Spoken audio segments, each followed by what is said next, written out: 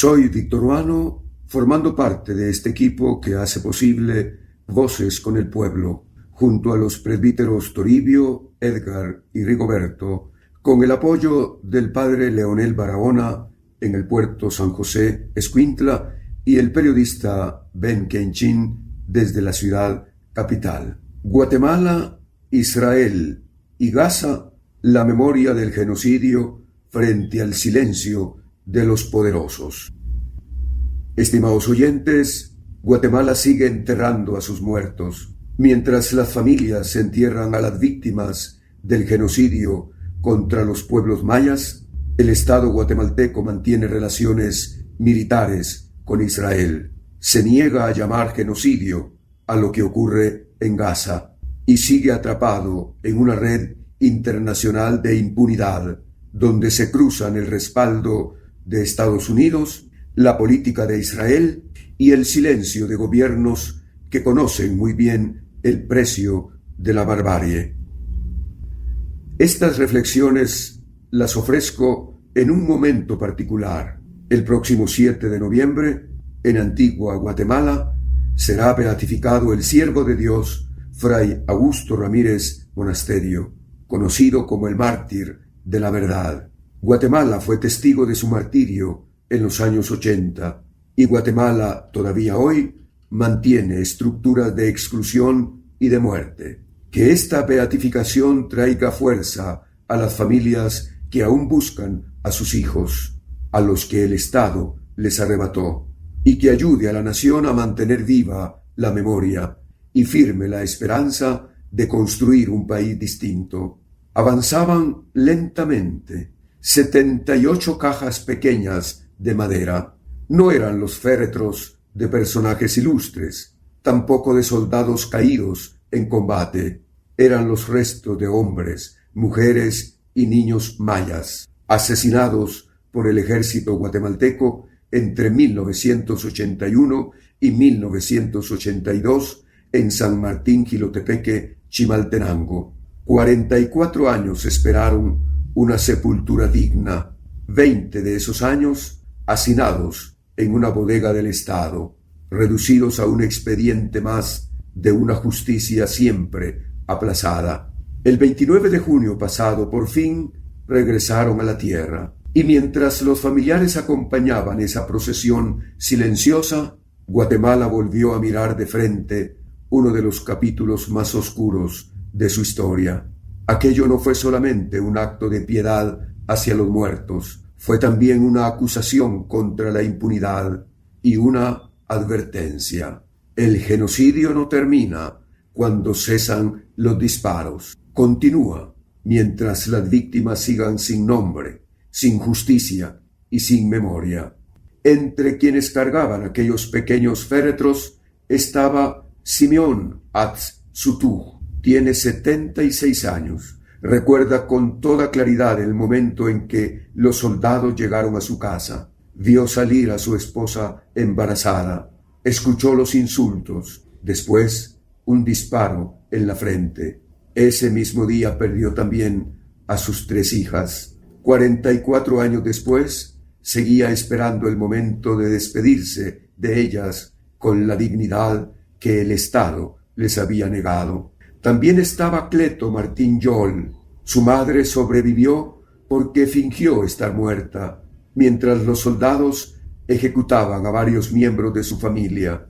Él se salvó porque ese día trabajaba en los cañaverales de la costa sur. Ahora, al depositar los restos de 11 familiares en un nicho digno, confesaba sentir alivio y tristeza a la vez. Por fin podía encender una vela para cada uno de ellos, como durante décadas soñó hacerlo su padre. Aquellos testimonios son la memoria viva de Guatemala. El conflicto armado interno dejó más de 200.000 personas asesinadas o desaparecidas. La Comisión para el Esclarecimiento Histórico concluyó que más del 90% de las violaciones a los derechos humanos fueron responsabilidad de las fuerzas estatales y paramilitares, y que la estrategia de tierra arrasada constituyó actos de genocidio contra las comunidades mayas. No se trató solo de combatir a la insurgencia, se trató de destruir aldeas enteras, de convertir a la población civil en objetivo militar, de borrar pueblos completos del mapa. Las heridas siguen abiertas, porque muchos responsables nunca fueron juzgados, porque miles de personas siguen desaparecidas y porque la justicia avanza con una lentitud vergonzosa y desesperante. Cada nueva exhumación lo demuestra. El genocidio no pertenece solamente al pasado, sigue habitando los cementerios, las comunidades indígenas, la memoria de los sobrevivientes y el dolor de quienes todavía buscan a sus familiares. Por eso resulta imposible ver lo que ocurre hoy en Gaza sin que la historia guatemalteca golpee nuestra conciencia. Hay pueblos que conocen el error, no porque lo hayan estudiado, sino porque lo padecieron. Guatemala es uno de esos pueblos, y precisamente por esa experiencia tiene el deber moral de reconocer en otros el sufrimiento que un día reclamó para sí. Hay países que ven la tragedia palestina desde la distancia geográfica o desde la comodidad política. Guatemala no puede permitirse ninguna de las dos cosas. Su propia historia le impide mirar Gaza como si fuera un conflicto ajeno. Cada fosa común abierta en territorio guatemalteco recuerda que existen crímenes cuya magnitud obliga a llamarlos por su nombre. Cuando arrasaron San Martín Jilotepeque, Nevaj, Chajul, Cotzal, Río Negro, Dos R's, Plan de Sánchez y cientos de aldeas mayas más, tampoco faltaron quienes prefirieron hablar de conflicto, excesos militares, guerra interna o daños colaterales. Durante años se evitó pronunciar la palabra genocidio. Solo el trabajo paciente de historiadores, antropólogos forenses, jueces y sobrevivientes logró desmontar esa estrategia de negación y devolver a los hechos su verdadero nombre. La experiencia guatemalteca enseña algo esencial.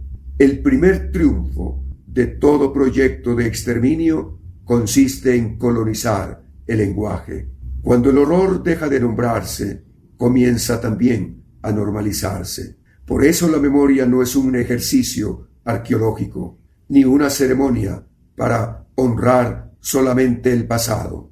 Es una responsabilidad ética que protege el presente. Cada osamenta recuperada de una fosa clandestina, cada pequeño ataúd entregado por fin a su familia, cada ceremonia de sepultura digna son una advertencia dirigida al presente.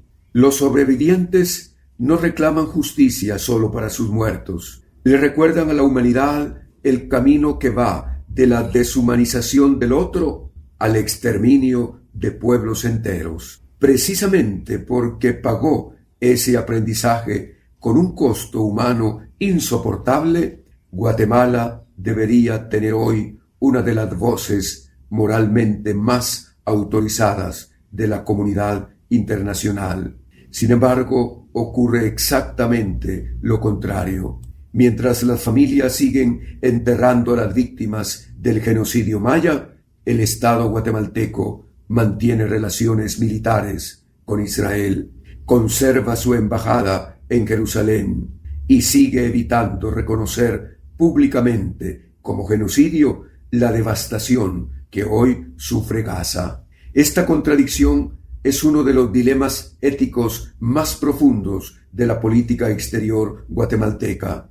Y para comprenderla hay que volver a un capítulo que permaneció demasiado tiempo relegado en la memoria nacional: la cooperación militar que Israel dio al Estado guatemalteco durante los años más sangrientos del genocidio contra los pueblos mayas. Sin esa historia es imposible entender el silencio oficial de hoy.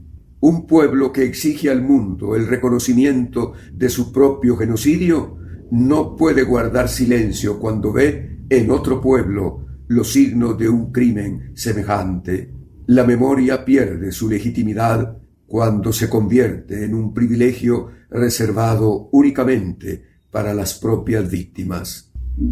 La memoria tiene una forma incómoda de regresar. Mientras las familias de San Martín Jilotepeque depositaban los restos de sus seres queridos, no solo daban sepultura a las víctimas de una masacre, también desenterraban una dimensión internacional del genocidio guatemalteco, una dimensión que durante décadas quedó al margen del relato oficial. El genocidio contra los pueblos mayas no fue solo una tragedia nacional, fue también posible gracias a una compleja red de apoyos políticos, militares y estratégicos, una red que le permitió al Estado guatemalteco sostener su capacidad represiva durante los años más intensos de la tierra arrasada. Entre esos apoyos internacionales destacó la estrecha cooperación militar entre Israel y Guatemala. Diversas investigaciones históricas documentan que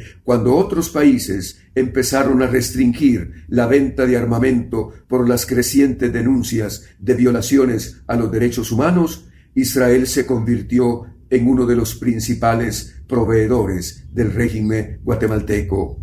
Ese apoyo incluyó armamento, sistemas de comunicación, asesoría en inteligencia, entrenamiento especializado y transferencia tecnológica. Todo esto fortaleció al ejército, justo en los años en que la tierra arrasada alcanzó su máxima intensidad. Los hallazgos de la Comisión para el Esclarecimiento Histórico permiten entender el alcance de aquella cooperación. La destrucción sistemática de las comunidades mayas no puede analizarse superando las responsabilidades internas de los apoyos externos que sostuvieron esa capacidad militar. Y aquí quiero ser muy claro. Recordar estos hechos no implica atribuir una responsabilidad colectiva al pueblo judío, ni cuestionar la legitimidad del Estado de Israel. Hacerlo sería históricamente falso y moralmente inaceptable.